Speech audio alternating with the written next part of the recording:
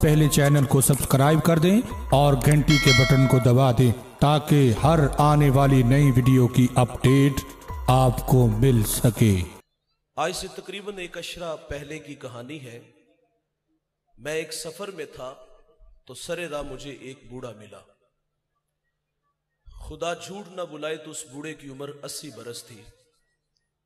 दूध की तरह सफेद दाढ़ी है, हाथ में असा, सर पे कपड़ों की गठड़ी है, चिलचिलाती कड़कती धूप है। उस बूढ़े का सारा बदन पसीने से शराबूर था। मैंने उन्हें अपने साथ बिठा लिया और मैंने महसूस किया कि यह बूढ़ा जख्मी है और यह जख्म किसी पराये ने नहीं, अपने ने दिए हैं। मेरी उलझी उलझी बातें थी। मैंने कहा, बाबा जी कहां के इरादे हैं? उन्होंने मुझे मंजिल से आगाह किया। मैंने अर्ज किया कि करीब ही तो अड्डा था, आप गाड़ी पे बैठ जाते।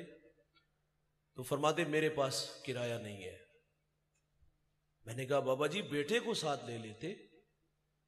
जब मैंने बेटे का कहा तो बूढ़े का लहजा टूट गया। छम छम आंखें बरसने लगी, होंठ कप कपाने लगे। मुझे रो के कहते, मौलवी साहब आज बेटे ने घर से निकाल दिया है। घर से वालिद को नहीं भाई, रब की रहमतों को निकाल दिया। ये नाराज गए तो अर्श का रहमान नाराज होगा, और अगर ये राजी हैं तो सोना रब राजी है। आपने 1000 बार उलमा से यह वाक्य सुन रखा है कि मूसा अलैहिस्सलाम एक दिन अल्लाह से अर्ज करते हैं, या अल्लाह जन्नत में मेरा हमसाया कौन होगा? तो फरमाया, फलां कसाई। अब उसका अमल ढूंढने के लिए उसकी दुकान पे आए। अपने बारे में खबर नहीं दी कि मैं अल्लाह का नबी मूसा अलैहिस्सलाम हूं। उसके मेहमान बन के उसके घर तक आए। ऐसा नहीं हुआ दोस्तों कि जब वो घर में आए हैं तो वो नजरें चुरा के पीछे हुजरे में चला गया हो। अमूमन जिस तरह हमारे रवैये हैं, 25 की बोतल 50 का बर्गर माँ बाप से छुपा के ले जाते हैं। भाईजान, मेरे कहने का मतलब ये नहीं कि आप बीवी की खिदमत ना करो, जरूर करो। देखे, आपकी खातिर माँ बाप, बहन भाई, सहेलियां छोड़ के आई है, उसकी खिदमत आपके कंधों पे है। लेकिन मेरा कहना है, जो मुकद्दम रिश्ते हैं, जिन्होंने पाला पोसा जवान किया, तुम्हें यहां तक लाके खड़ा किया, इंतहाई माजरत से जुमला अर्ज करूंगा, उनसे 100 रुपया छुपा के ले जाते हुए क्या हमें शर्म नहीं आती? उसकी हैसियत ही क्या है यार। खैर, मूसा अलैहिस्सलाम फरमाते हैं, हम घर में दाखिल हुए तो मैंने क्या देखा। उसने सबसे पहले लकड़ियां जमा की, आग जलाई, उस पे हंडियां रखी, अपने हाथों से खाना बनाया। और जब खाना तैयार हो गया तो एक चारपाई पे नहीफ सी गुड़िया थी, उसको उठाया और नवाले तोड़ तोड़ के उसके मुंह में रखे। आशिकों की तरह खिदमत कर रहा था उसकी। तो जब उसने खाना खा लिया तो उस बुढ़िया के लब हरकत में थे। तो पूछा, ये कौन है? तो उसने अर्ज किया कि ये मेरे माँ जी हैं। फरमाया, यार ये कुछ कह रही हैं। तो वो जेरे लब मुस्कुरा दिया। वो कहता, मेरी मां कहती है अल्लाह जन्नत में तुम्हें मूसा अलैहिस्सलाम का पड़ोस अता फरमाए। सुभान अल्लाह। वो कहता है, भाईजान आप ही मुझे बताओ, कहां अल्लाह के नबी मूसा अलैहिस्सलाम और कहां मैं? तो मूसा अलैहिस्सलाम फरमाते, मैं तेरे सामने खड़ा हूं। ओ भाई, खिदमत नबी से मिला रही है। इनकी रजा में ही अल्लाह की रजा है। ये रूठ के चले गए तो अर्श का रहमान नाराज हो जाएगा। इनकी कदर जिंदगी में करो। हमने देखे हैं नकम्मे बच्चे जब दुनिया से चले जाते, कब्रिस्तान जाते, जूते उतार के जाते हैं, पलटते हैं तो उल्टे कदम पलटते हैं, और खत्म के मौका पर पूरी मंडी के फल ला के सामने रख देते हैं। और जिंदगी में खिलाने का मिजाज रखो, जिंदगी में इज्जत देने का माहौल पैदा करो। ये एक बार आते हैं जवानों, दोबारा नहीं आएंगे। मेरा कहना है, ये माँ बाप जो होते हैं ये बोड़ के दरख्त की तरह होते हैं। मेरा ताल्लुक एक देहात से है। हमारे देहातों में जब लाइट चली जाए तो हम चारपाइयां उठा के बोड़ के दरख्त के नीचे आ जाते हैं। उसका साया घना होता है, उसका साया गर्मियों में ठंडा होता है, सर्दियों में गर्म होता है। नीचे बैठने वाले आसूदगी महसूस करते हैं। लेकिन शायद कि ये एहसास कभी नहीं गुजरा कि इस दरख्त ने अपने ऊपर धूप कितनी बर्दाश्त की है, कितनी धूप बर्दाश्त करके हमें ठंडा साया दिया। कदरे नेमत सवाले नेमत के बाद होती है। उस दरख्त की कदर उस वक्त होती जब काट लिया जाए, हटा लिया जाए। मुझे बताइएगा, जहां कभी शजर था वहां आप चारपाई लेके जाओ, आसूदा हो गए? दीवार का साया ढूंढोगे, आसूदगी नहीं मिलेगी। जवानों, ये माँ बाप जो होते हैं बोड़ के दरख्त की तरह होते हैं। ये सारे जमाने के दुख, सारे जमाने की आजमाइशें, सारे जमाने की तकलीफें अपने ऊपर ले लेते हैं, लेकिन अपनी औलाद को तत्ती हवा नहीं लगने देते। मैं रात का मुसाफिर हूं, अक्सर लेट घर जाने का मिजाज रखता हूं। जब भी किसी बड़े शहर से गुजर होता है तो मैं देखता हूं रात 2 बजे 3 बजे लोग फैक्ट्रियों से काम से फारिग होके घरों की तरफ जा रहे होते हैं। उनमें बूढ़े भी होते हैं, जवान भी होते हैं। जवानों को देख के मुझे कभी भी ताज्जुब नहीं हुआ। बात समझ में आती है, इनके कुछ ख्वाब सपने हैं। ये हमसाए के घर से बड़ा घर चाहते हैं, हमसाए के घर में खड़ी गाड़ी से बड़ी गाड़ी चाहते हैं। ये शहर का, ये देहात का नुमाया शख्स बनने के लिए परदेश के धक्के भी खाता है, मिस्त्रियों के पीछे दाबड़े भी उठाता है, 8 से 18 घंटे मेहनत भी करता है। बात समझ में आती है, ख्वाबों की तकमील के लिए ये मुशक्कत और 18 घंटे की मेहनत है।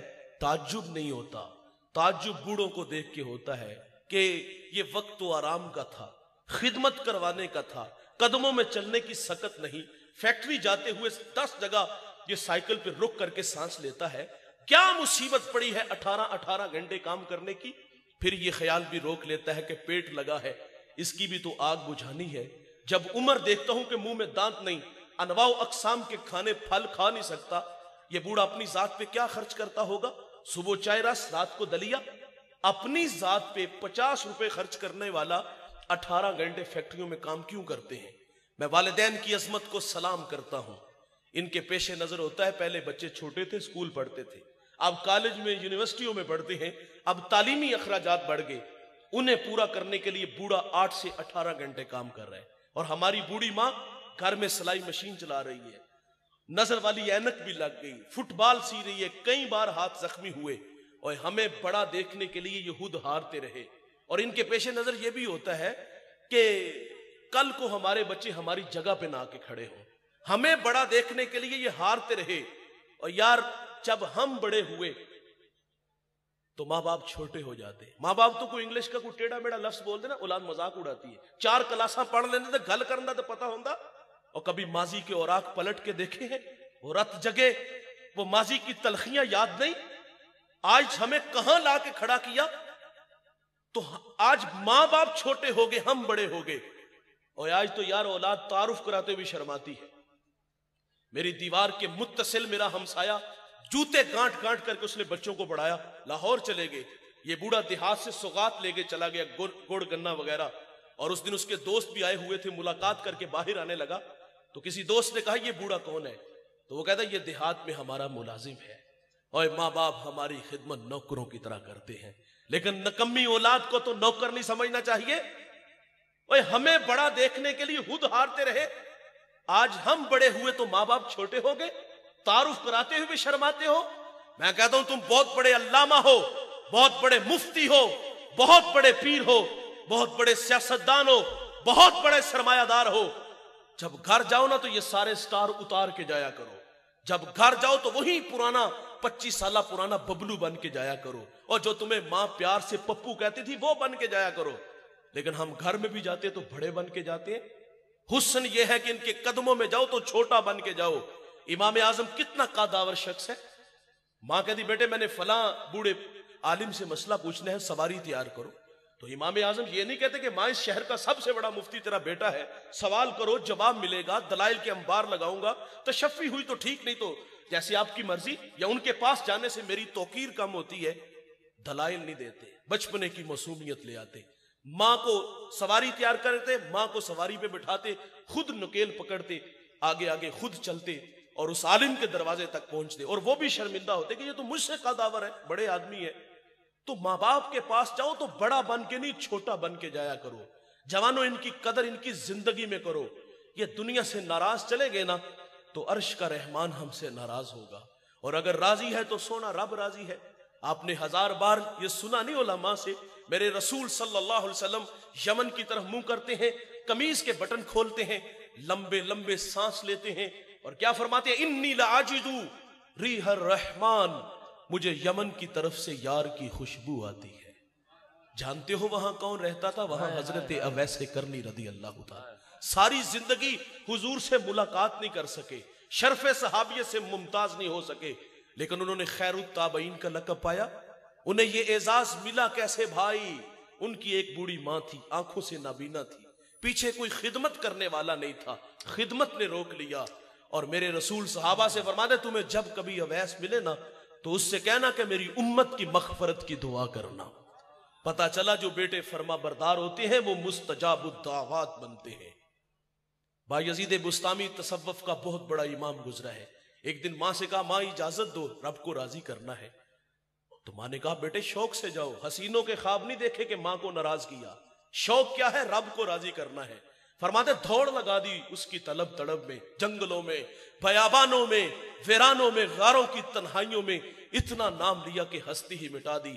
12 साल अल्लाह की तलब में तड़पने वाला, कहते एक दिन सफर में था तो सरेरा घर आया, जी चाहा कि माँ की कदम बोसी करता चलूं।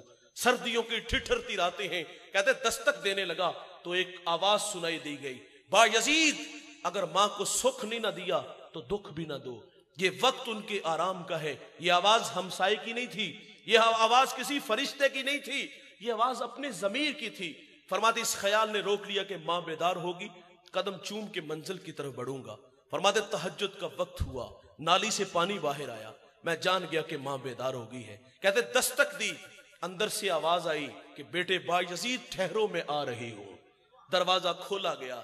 फरमाते माँ ने मेरी हालत देखी, तन पे पैरहन फटा है, एड़ियां भी फटी है, दाढ़ी में राख अटी है।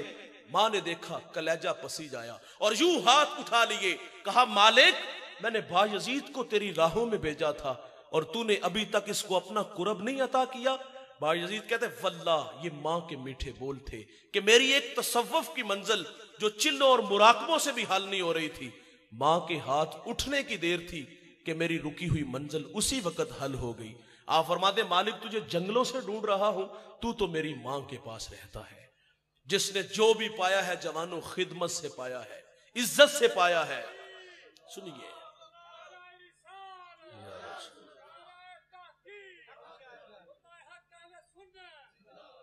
इनकी कदर करो, दोबारा नहीं आएंगे। मैंने इब्ने कसीर में एक वाकया पढ़ा, एक बूढ़ा 4 बेटे रखता था और वो खुद जिंदगी मौत से जंग लड़ रहा था। छोटे ने तीनों भाइयों को जमा कर लिए, कहा वालिद को इस वक्त खिदमत की जरूरत है, लेकिन फैसला अजीब है, खिदमत मैं करूंगा तो वरासत से मुझे कुछ नहीं मिलेगा, आप करोगे तो आपको नहीं मिलेगा। तीनों ने नजरें मिलाई, वो दौलत के भूखे थे, कहा दौलत हमारी बाप तुम्हारा।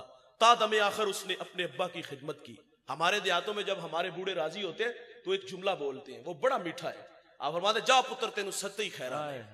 तो बाप दुनिया से जाने लगा तो कलेमात ये थे कि बेटा मैं राजी हूं। मेरे रसूल का फरमान है, जिसका बाप राजी उसका रब राजी।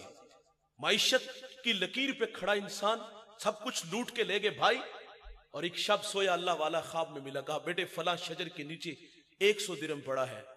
कहा बरकत है, कहा बरकत नहीं है, क्योंकि कसरत और बरकत में फर्क है। दूसरे दिन फिर मिले, कहा 10 दिरहम है, कहा बरकत है, कहा नहीं। तीसरे दिन मिले, कहा हाँ 1 दिरहम है, कहा बरकत है, कहा हाँ उसमें बरकत है। दिरहम उठाया, बाजार चले गए, वहां एक दुकानदार आवाज दे रहा था 1 दिरहम में 2 मछलियां। घर लाया, पेट चाक किए, 2 कीमती मोती निकले। 1 मोती लेके बाजार आया, पूरे बाजार में उसकी कोई कीमत अदा नहीं कर सकता था, इतना कीमती था। बात बादशाह वक्त तक पहुंची, उसने जवाहरी बुलाई। सुनो दोस्तों, उस 1 मोती की कीमत क्या तय पाई? 10,000 दिरहम, 20,000, 25,000। उस 1 मोती की कीमत 30 खच्चर, उन पे जितना सोना लाद लो। 1 मोती की कीमत तय पाई, सोना घर ले गया। बादशाह ने दोबारा बुला लिया, कहा तेरे पास और कोई कीमती मोती? कहा हाँ है। कहा क्या लोगे? कहा अब रेट डबल हो गया है, 60 खच्चर मोती उस पे सोना लाद के ले गया। यकीनन उस शहर का बादशाह के बाद सबसे अमीर शख्स वो ठहरा। कौन जवानों? जिसने अपने बूढ़े बाप की खिदमत की। और ये दौलत ही सब कुछ नहीं होती, ये टगई सब कुछ नहीं। माँ बाप बहुत बड़ी दौलत है और इनकी कदर करो। हमने देखा जब वरासत तकसीम होती है तो भाइयों के झगड़े देखने वाले होते हैं, फलां फैक्ट्री फलां कारखाना तू ले गया और मुझे गली में छोड़ आया। जायदाद पे वरासत पे झगड़े, बचपन में झगड़ा होता था माँ मेरी है बाप मेरा है, काश के ये बुढ़ापे में भी होता, लेकिन ये बुढ़ापे का झगड़ा नहीं। बुढ़ापे में झगड़ा दौलत पे लड़े, और जब माँ बाप की बारी आती तो तमाशा देखने वाला होता है। कोई कहता कि मेरे बच्चे छोटे छोटे हैं, घर छोटा है, कोई कहता मेरे खर्चे ज्यादा है, कोई कहता कि मेरे 4 महीने तू निकलवा दे, कोई कहता बूढ़ा खांसता है तो बच्चों की नींद खराब होती है। और ये बात करते हुए हमें शर्म नहीं आती? और तुम्हारे पास बाप के लिए रहने के लिए एक चारपाई नहीं, 2 वक्त का देने के लिए खाना नहीं। आज कहते हो कि मुझसे बूढ़े का खर्चा नहीं बर्दाश्त होता, मेरे बच्चे ज्यादा हैं, खर्चे ज्यादा हैं। कभी माजी की तरफ पलट के देखो, 5 भाई तो तुम और एक अकेला कफील था तुम्हारा, 8 से 18 घंटे काम करता रहा तुम्हें बड़ा देखने के लिए, एक जैसा लिबास दिया, एक जैसा खाना दिया और तुम्हें एक जैसी इज्जत दी, तुम्हारे स्टेटस का भी ख्याल रखा।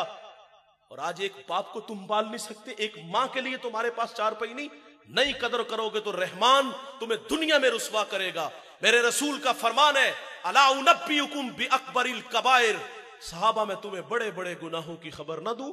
अर्ज की आका इरशाद फरमाइए, फरमाया अल इशराकु बिल्लाह, अल्लाह के साथ किसी को शरीक ठहराना, व उकूकुल वालिदैन, वालिदैन की नाफरमानी करना, व कौलुज ज़ूर, झूठी गवाही देना। बड़े गुनाहों में जवानों एक गुनाह माँ बाप की नाफरमानी है। तिरमिज़ी की रवायत, अबू हुरैरा रावी, बाबुल फित्न में यह रवायत मौजूद है। मेरे नबी फरमाते, जब मेरी उम्मत में 15 बुरी खसलतें आ जाएंगी, रीहन हमराउ, फरमाए उम्मत इंतजार करे सुरख आंधियों का, व जलजलातिन, जलजलों का, फरमाए इन्हें जमीन में दंसा दिया जाएगा और आसमान से भी ताबड़तोड़ हमले होंगे। वो 15 बुरी खसलतें कौन कौन सी हैं? फरमाए इज़्ज़तु खिज़ल फ़ैउ दुवलन, फरमाए जब हुक्मरान तबका सरकारी खजाने को दोनों हाथों से लूटना शुरू कर देगा। वल अमानतु मगनमन, जिसके पास अमानत रखी जाएगी जाती माल समझ के हड़प कर जाएगा।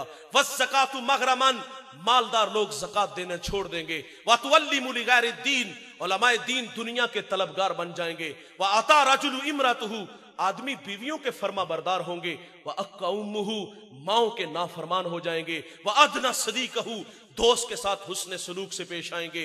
व अक्सा अबाहु, बाप के साथ बदसलूकी करेंगे। व शुरिबतिल हुमूर, शराबे आम होंगी। इस उम्मत का अव्वल आखिर पे लान तान करेगा। फिर क्या होगा? सुरख आंधियां चलेंगी। फिर क्या होगा? जलजले आएंगे। फिर क्या होगा? इन्हें जमीन में दंसा दिया जाएगा। फिर क्या होगा? आसमान से यालाबारी होगी। कब जवानों? जब माँ बाप औलाद के रवैयों से नाला होंगे। कब जवानों? जब माँ बाप दुखी हो जाएंगे औलाद के रवैयों से। एक सहाबी ने हुजूर से अर्ज किया, हुजूर कयामत कब आएगी? कोई निशानी इरशाद फरमाए। तो मेरे आका फरमाते, जब माएं जलील हो जाएंगी तो कयामत आ जाएगी। ये घर घर की कहानी है। मैंने एक खातून से मुलाकात हुई, मेरी रिश्तेदार थी, उतरा हुआ चेहरा देखा तो मैंने कहा, बहन खैरियत? तो फूट फूट के रोने लगी। कुछ आंसू थमे तो मैंने फिर सवाल किया, खैरियत है? तो मुझे फरमाती, आज बेटे ने मुंह पे थप्पड़ मारा है। हाथ पकड़ के सर पे रखा, करीब था कि फट जाता। फरमाया, जब औलाद नालायक हो जाएगी, रहमते खुदावंदी रूठ जाएगी। ये दोस्त को देखकर बाहें फैलाएंगे, बाप को देख के रास्ता बदल लेंगे। और आज हम उस दौर से गुजर रहे हैं। पहले माँ बाप डरते थे कि औलाद नाराज हो जाएगी, घर छोड़ जाएंगे, खाना खाना छोड़ देंगे। अब माँ बाप का ये डर नहीं कि खाना नहीं खाएंगे, घर छोड़ जाएंगे। अब माँ बाप का, अब तो नलायक अच्छे होटलों से खाना लाके सामने बैठ के खाते हैं। अब माँ बाप का डर ये है कि अगर कोई बात की तो कहीं मुंह पे थप्पड़ ना मार दे। ये है हमारे रवैये। जवानों, इनकी कदर करो, नहीं आएंगे दोबारा। मेरे रसूल फरमाते, जन्नत तुम्हारी माँ के कदमों तले है। और अमल रसूलुल्लाह ने हमें फिर करके भी दिखाया। मुसल्ले पे खड़े हैं, हद्दे नजर असहाब हैं, हुजूर की आंखें बरसने लगी। ये मक्की दौर नहीं, मदनी दौर है। यहाँ आदाब की आयतें उतर चुकी हैं। यहाँ सहाबा कितार अंदर कितार खड़े हैं, हुजूर मुसल्ले पे हैं और अपनी बिछड़ी माँ याद आ गई। मिसाल दूंगा यार, जिसने दुखों का दौर देखा हो ना, खुशहाली आई तो इंसान आरजू करता है, काश कि आज मेरे माँ बाप होते तो ये इज्जत वाली मसनद पर बैठा हुआ भी देखते। मेरे एक दोस्त ने गाड़ी ली, मैंने मुबारकबाद पेश की तो आंखें बरसने लगी। मैंने कहा, ये खुशी की आंसू है या माजी की कुछ तलखियां हैं? तो वो कहता, एक जमाना था कि मेरी माँ बीमार हो गई और मेरे पास इतने पैसे नहीं थे कि मैं माँ को गाड़ी पे बिठा के हॉस्पिटल ले जाता। वो कहता, माँ को गधा गाड़ी पे बिठाया और माँ रास्ते में ही जिंदगी की बाजी हार गई। वो कहता, आज सब कुछ है, माँ नहीं है। और इंसान ढूंढता है उन्हें। मैं 1997 में किबला रजा साकिब मुस्तफाई साहिब के पास दीन सीखने आया और मेरी माँ ने आरजू की, बेटा जिस तरह ये अल्लाह रसूल की लोगों को बातें सुनाते तू भी सुनाया कर। 2 साल के बाद वो अल्लाह के पास चली गई। ये ख्वाब सपना था उनका, मैंने धोड़ लगा दी और 2 साल बाद दाई अजल को लब्बैक कहा, अल्लाह के पास चली गई। हम राजी बर रजा हैं, जो भी आया है उसने जाना है, लेकिन जाने वाले याद बड़ा आते हैं, तड़पाते बड़ा है। वो क्या किसी ने कहा था कि मरने वाले ये बात क्या जाने, जीने वालों पे क्या गुजरती है, अपनों के बगैर जिंदगी, और बिलखुसूस ये माँ बाप का रिश्ता बड़ा महबूब रिश्ता है, और ये कदम कदम पे तड़पाते हैं। 2 साल बाद चली गई, मैंने दौड़ लगा दी। आज पूरे पाकिस्तान में अल्लाह ने इज्जतों से नवाजा है और मोहब्बतों से नवाजा गया हूं, लेकिन कभी कभी ये आंखें उस बूढ़ी मां को ढूंढती हैं। काश कि आज मेरी अम्मा होती तो मैं रसूलुल्लाह की बातें सुना रहा होता, वो कहीं पर्दे में बैठ के मुझसे हुजूर की बातें सुनती तो मेरा कद किस कदर बढ़ जाता। इंसानी फितरत है यार, इंसान ढूंढता है उन्हें रिश्ते कि कभी अचार से रोटी खाते थे, आज दस्तरखान पे अनवाउ अकसाम के खाने फल हैं। कभी पास साइकिल नहीं था, आज जहाजों का सफर है। कभी गली मोहल्ले में कोई जानता नहीं, आज पूरी दुनिया में शोहरत है। तो इंसान उन्हें ढूंढता है, काश वो होते तो सर पे इज्जत की दस्तार देखते। मेरे रसूल मुसल्ले पे खड़े हैं, हुजूर को बिछड़ी मां याद आई। मेरे रसूल की वालिदा कब बिछड़ी? जब हुजूर की उम्र 6 साल थी और अब्वा नामी एक छोटी सी बस्ती आई जहां सैयदा आमिना रदी अल्लाह ताला अन्हा आकर के रुक जाती हैं। आपको बुखार ने आ घेर लिया और आप जान गए कि यह बुखार मेरी जान ले लेगा। वक्त रुखसत उम्मे ऐमन से कहा कि मेरे बेटे मोहम्मद को बाहिफाजत अब्दुल मुत्तलिब तक पहुंचा देना। फिर हुजूर को पास बुला लिया। उधर बचपने की मासूमियत, पेशानी में नबूवत का नूर, माँ बेटे में खूब सी जाती है। 2-1 बातें की और फिर हमेशा के लिए पहाड़ों में सो गई। फरमाती बेटा कुल्लु हय्यिन मय्यितुन कुल्लु जदीदिन बालिन कुल्लु कबीरिन यफना व आना मैततुन व जिक्रा बाकिन व वलदतु तुहरा। फरमाया बेटे हर नई चीज ने पुराना हो जाना है, हर बाकी ने फना हो जाना है। फरमाया बेटे मैं भी जा रही हूं, लेकिन सुनो मेरा जिक्र बाकी रहेगा, वो इसलिए कि मैं तेरे जैसा सोना मोहम्मद छोड़ के जा रही हूं। सांसों की माला टूट गई, मोती फिजा में बिखर गए। हुजूर मां से लिपटे, लिपट के रोए और फिर अपने नन्हे नन्हे हाथों से काले पत्थरों की कबर बनाई, उस पे आंसुओं का छिड़काव किया। जहां तक मां नजर आती रही, हुजूर पलट पलट के उन काले पत्थरों वाली कबर को देखते हैं। मैंने सैयदा आमिना के मजार की 2 दफा जियारत की है। ये मदीना से 350 किलोमीटर के फासले पर है। पहली दफा हाजिरी का शर्फ मिला, पहाड़ के नीचे था, माहौल खामोश था, हवा का कहीं से कोई एक झोंका भी ना आया। लेकिन जब सैयदा आमिना के कदमों में जा खड़ा हुआ तो यकीन जानो ऐसा लगा कि अल्लाह ने जन्नत के 8 दरवाजे ही खोल दिए हों। आज भी जन्नत से ठंडी हवाएं सैयदा आमिना को सलाम करने आती हैं। उम्मे ऐमन कहती हुजूर को लेके पहाड़ से नीचे आई, पलट के देखा तो साथ नहीं थे। फरमाती दोबारा फिर पहाड़ पे चढ़ी और मेरी आंखें क्या देखती हैं, हुजूर मां के सराने खड़े हैं और वहां खड़े होकर कह रहे थे अम्मी जी आप तो जानते हो कि मेरा इस दुनिया में आपके सिवा कोई भी नहीं। उम्मे ऐमन की जान निकल गई, हुजूर को सीने से लगा लिया। आका फरमाया करते थे उम्मे ऐमन मेरी मां के बाद मेरी मां लगती है। आज मुसल्ले पे खड़े हैं, बिछड़ी मां की याद ने मेरे रसूल को तड़पा दिया और कलाम किया सहाबा से। फरमाया काश के आज मैं मोहम्मद की मां जिंदा होती, मैं तुम्हें नमाज़े इशा पढ़ा रहा होता, उसमें सूरत फातिहा की किरात भी कर चुका होता। मेरी वालिदा को मुझसे कोई काम याद आ जाता, वो मस्जिद नबवी के दरवाजे पे आके कहती इब्नी मोहम्मद, बेटे मोहम्मद मेरी बात सुनो। हुजूर फरमाते नमाज तोड़ के पहले अपनी मां की बात को सुनता। भाईजान माँ बाप बहुत बड़ी दौलत है, इनकी कदर करो, इनकी जिंदगी में करो। 5-7 मिनट में गुफ्तगू समेटने लगा हूं। देखिए साहिब ये एक बार आते दोबारा नहीं आते और इनकी कदर इनकी जिंदगी में ही है। चले जाएंगे तो आप जिंदगी से रास्ता मांगोगे, जिंदगी आपको रास्ता नहीं देगी, दीवारों से टक्करे मारोगे लेकिन रास्ता नहीं मिलेगा। और दोस्तों मेरा कहना है आप ठीक है बड़े हो गए, बालिग हो गए, शादियां हो गई हैं और बच्चे हैं, बीवी है, उनको भी टाइम देना है, सारी चीजें अपनी जगह पे।